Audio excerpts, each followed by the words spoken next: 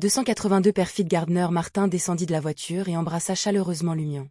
Oh, son attitude a changé instantanément, critiqua Lumian en lui rendant son câlin.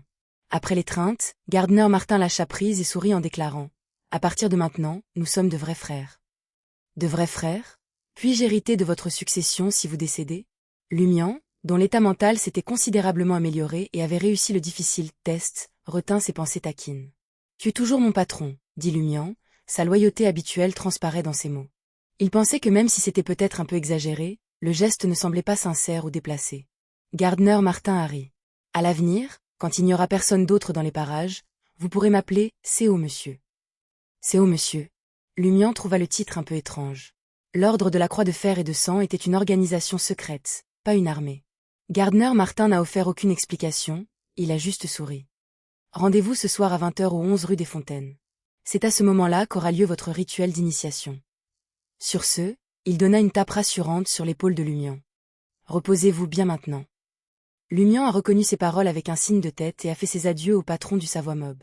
Il retourna à l'auberge du Coq Doré et tira les rideaux de la chambre 207. Il était déjà plus de 6 heures du matin, donc Lumian n'avait pas besoin de dormir. Il s'assit à la table en bois et commença à écrire à Madame la magicienne. Il raconta la rencontre de la nuit précédente et la performance de Thermiboro. Finalement, il a demandé comment signaler cette affaire à M. Castle. Lumian n'a pas pu éviter l'étrange anomalie dans le bâtiment abandonné. Il devait expliquer la situation de manière convaincante à M. K sans révéler qu'il possédait le sceau du fou et un ange du domaine de l'inévitabilité. Après avoir soigneusement plié la lettre, Lumian a mis en place un rituel et a convoqué la poupée messagère en robe or clair.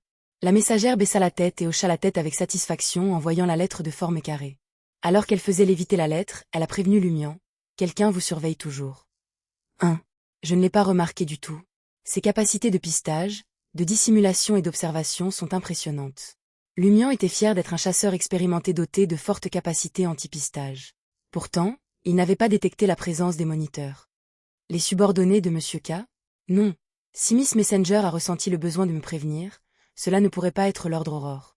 Les moniteurs envoyés par Gardner Martin doivent toujours se cacher, même après avoir réussi le test et affronté cette corruption anormale la nuit dernière. J'ai baissé ma garde après avoir été informé de mon intronisation, et cela m'a rendu vulnérable. Bon sang, quelle ruse. Lumian réalisa qu'il avait été trop naïf et pas assez prudent par rapport à Gardner Martin. S'il n'avait pas fait semblant d'être épuisé par le manque de sommeil et la torture, tirer les rideaux pour dormir aurait été un signal d'alarme évident. Cela aurait certainement éveillé les soupçons des observateurs. En même temps, Lumian était reconnaissant que le messager de Madame Magicienne semble suffisamment puissant pour ne pas être détecté par les moniteurs. Après avoir envoyé le messager « poupée », Lumian s'allongea sur le lit, attendant une réponse. Quand il arriva enfin, il lut attentivement le message. En tant qu'organisation secrète avec une histoire s'étendant sur 2 à 3 siècles, l'Ordre de la Croix de Fer et de Sang ne recrute pas de membres si facilement. Le fait qu'il permette à de nouveaux membres d'être corrompus va à l'encontre du test que je connais. Il semble que l'Ordre de la Croix de Fer et de Sang ait subi des changements négatifs au fil des ans. Ne vous précipitez pas pour en découvrir les raisons pour l'instant. Allez-y étape par étape et concentrez-vous sur votre protection pour le moment. Quand Thermiboro vous a proposé son aide et vous a averti, c'était probablement parce qu'il ne voulait pas que vous soyez corrompu ou que vous périssiez carrément. Cela aurait un impact sur lui. En même temps, il veut probablement gagner votre confiance avant de révéler ses véritables intentions à un moment critique. N'oubliez jamais que l'ange d'un dieu maléfique est un vrai fou. Il apportera sûrement un désastre à vous et à votre entourage. Restez vigilant à tout moment. Vous devez à la fois l'utiliser à votre avantage et vous prémunir contre sa trahison. Quant à M. K, c'est simple. Expliquez simplement que vous avez récité le nom honorifique de cette entité à un moment crucial, et miraculeusement, vous êtes resté intact. Ne vous inquiétez pas qu'il vérifie l'authenticité de votre affirmation auprès de cette entité.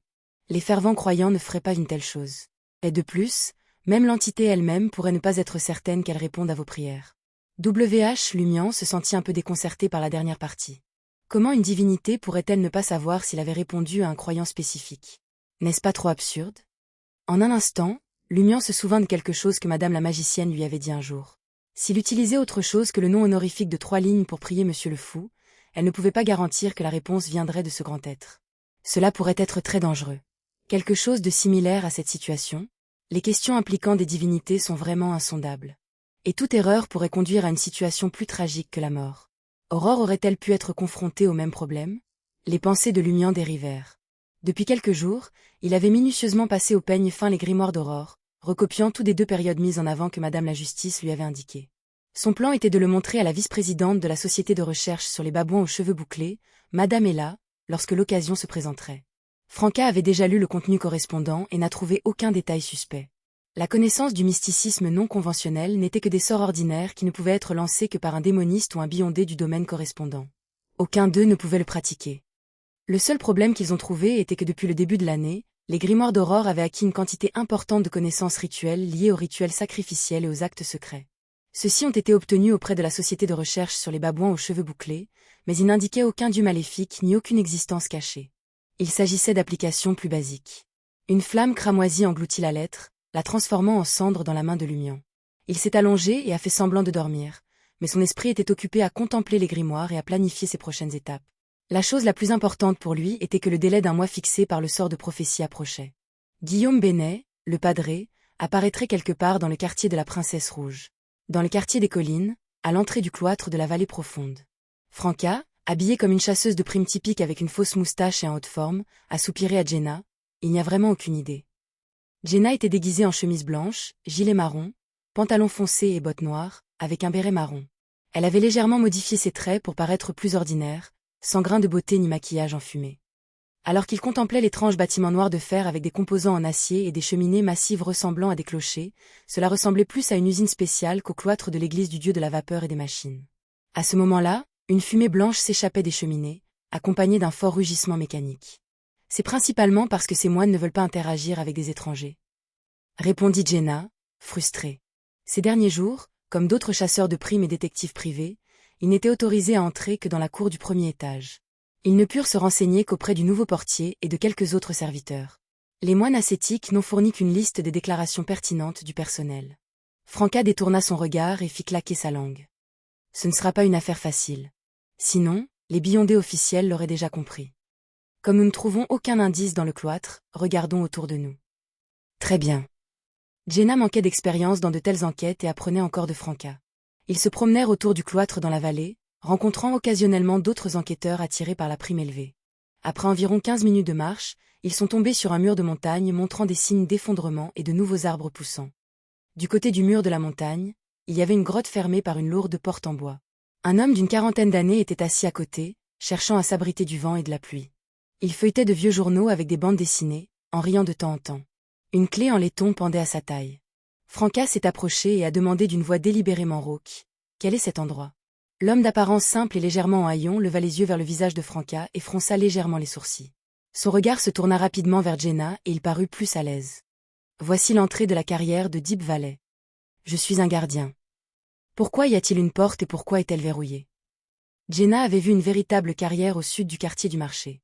Cet endroit est abandonné et pourrait s'effondrer à tout moment. Nous ne pouvons pas permettre à quelqu'un d'assez audacieux de déranger un tigre endormi, a expliqué le gardien de la carrière de Deep Valley avec un sourire. Cet endroit n'est-il pas connecté au métro de Trèves? S'enquit Franca. Le gardien de la carrière secoua la tête. C'est sur le point de s'effondrer complètement. Comment pourrait-il être connecté? Je suis sur le point de perdre mon emploi. Sur ce, il regarda Jenna et essaya d'être amical. Voulez-vous du travail? Je te paierai pour t'amuser avec moi, juste une fois. Voulez-très rien? Franca fit un petit bruit et secoua la tête. Jenna a répondu avec son slogan habituel, rejetant sa proposition. 20h, 11 rue des Fontaines. Lumian suivit le majordome de Gardner Martin, Faustino, à travers la pelouse et le couloir jusqu'à ce qu'ils atteignent une pièce sans fenêtre. À l'intérieur, il y avait une table à manger, mais elle ne ressemblait pas à un somptueux restaurant de villa. Au lieu de cela, il paraissait assez simple, presque vide. Lumian jeta un coup d'œil autour de lui et remarqua 3 rangées de plats soigneusement disposées sur la table. La première rangée contenait divers ustensiles, la deuxième rangée contenait des tasses et des bouteilles et la troisième rangée présentait des plats préparés et des bougies éteintes. La configuration était méticuleusement symétrique, formant 3 lignes parallèles.